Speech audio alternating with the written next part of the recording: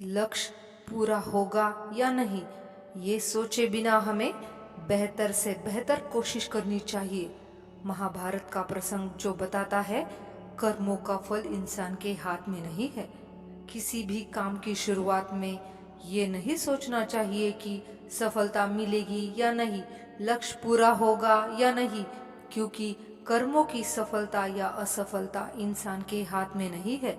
महाभारत में श्री कृष्ण ने अर्जुन को यही उपदेश दिया था कि तुम सिर्फ कर्म करो, फल की इच्छा मत करो।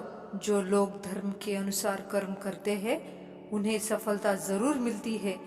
ये बात महाभारत के एक प्रसंग से समझ सकते हैं।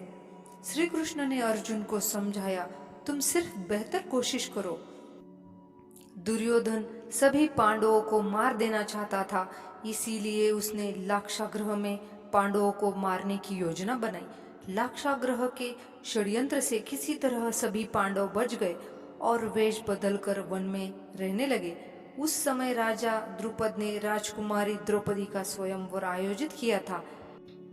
इस स्वयंवर में पांडव भी ब्राह्मण वेश में पहुंच गए। स्वयंवर में श्री कृष्ण भी मौजूद थे और वे ब्राह्मण रूप में सभी पांडवों को पहचान गए। स्वयंवर में शर्त रखी गई थी कि योद्धा को भूमि पर रखे पानी में देखकर छत पर घूम रही मछली की आंख पर निशाना लगाना था। जो योद्धा इस शर्त को पूरी कर देता, उससे द्रौपदी का विवाह होना था।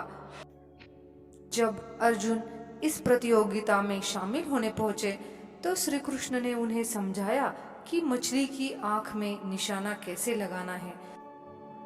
श्री कृष्ण ने अर्जुन को पूरी विधि समझा दी। श्री कृष्ण की बातें सुनकर अर्जुन ने कहा कि अगर सब कुछ मुझे ही करना है तो आपकी क्या जरूरत है। श्री कृष्ण बोले कि तुम सिर्फ वह करो जो तुम्हारे वश में है और मैं वह करूँगा जो तुम्हारे वश में नहीं है, यानी मैं हिलते हुए पानी को स्थिर करूँगा ताकि तुम्हें निशाना लगाने में परेशानी न हो। तुम सिर्फ बेहतर से बेहतर करने की कोशिश करो। श्री कृष्ण की बात मानकर अर्जुन ने भी बेहतर कोशिश की और उसने मछली की आंख में निशाना लगा दिया। इस प्रसंग से हमें यह सीख मिलती है कि हमें अच्छे से अच्छी कोशिश करनी चाहिए। कर्म करते समय फल की इच्छा नहीं करनी चाहिए। अगर फल हमारे पक्ष में नहीं आता है तो निराशा का सामना करना पड़ता है। अपना काम पूरी ईमानदारी से करेंगे तो सफलता जरूर मिलती है।